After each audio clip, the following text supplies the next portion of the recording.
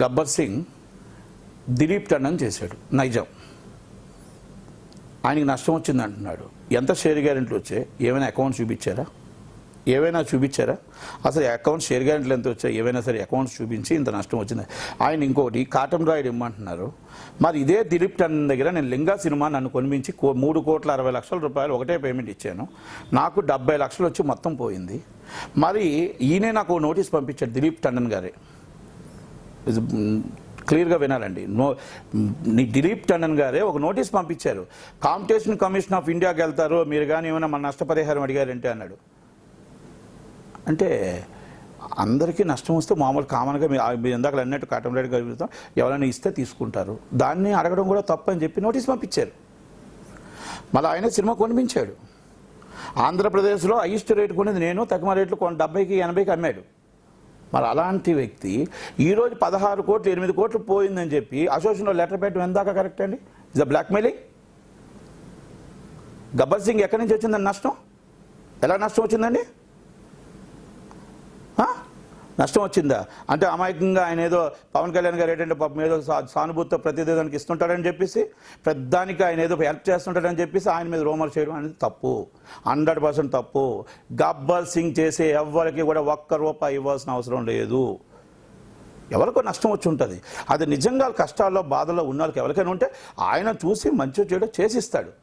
అది ఆయన విజ్ఞతకు ఉండాలి తప్ప, ఆయన ఆలోచించి చేయాలి తప్ప మీరు బ్లాక్మెయిలింగ్ చేయడం తప్పు. బ్లాక్మెయిల్ చేయడం తప్పండి.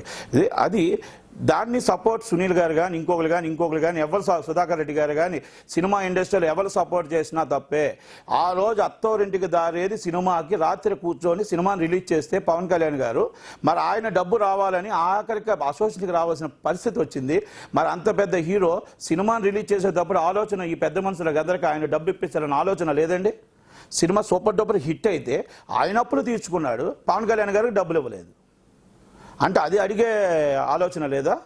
ఆయన ఆ రోజు సినిమా ఫ్లాప్ అయితే ఏమైనా డబ్బులు పోతే డబ్బు రిటర్న్ ఇచ్చిన రోజులు ఉన్నాయి, ఆయన రెమ్యునేషన్ వదిలేసిన రోజులు ఉన్నాయి.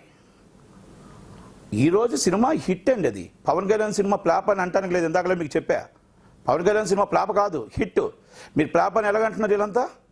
ఆ రోజు మీరు బడ్జెట్లో మీరు పెట్టుకున్నారు, 5 మంది చాలామంది షేర్ గ్యారెంటీలు పెట్టి వాళ్ళందరికీ ఈయన డబ్బులు ఇచ్చాడా? లక్షల షేర్ గ్యారెంటీలు పోయాయి. దాంట్లో కూడా నేను కూడా వైజాగ్లో షేర్ గ్యారెంటీ పెట్టాను.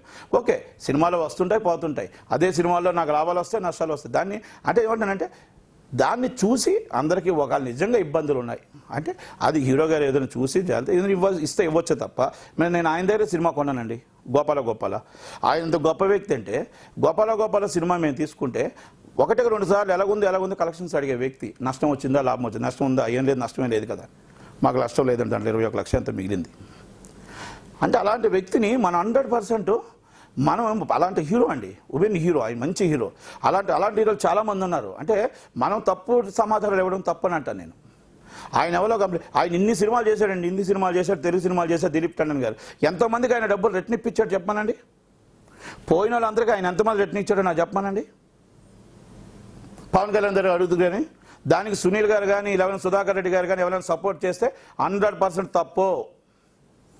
ఎవరైనా సపోర్ట్ చేస్తే తెలంగాణ ఛాంబర్ కానీ ఆంధ్ర ఛాంబర్ కానీ ఎవరైనా సపోర్ట్ చేస్తే తప్పు.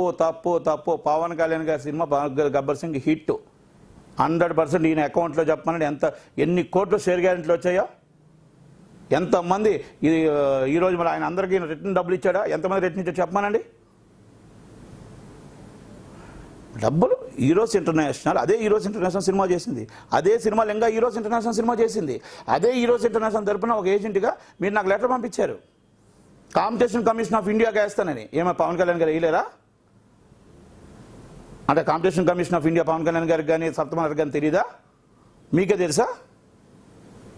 ఎంత దాకా కరెక్ట్? అది 100% ఈజ్ రాంగ్.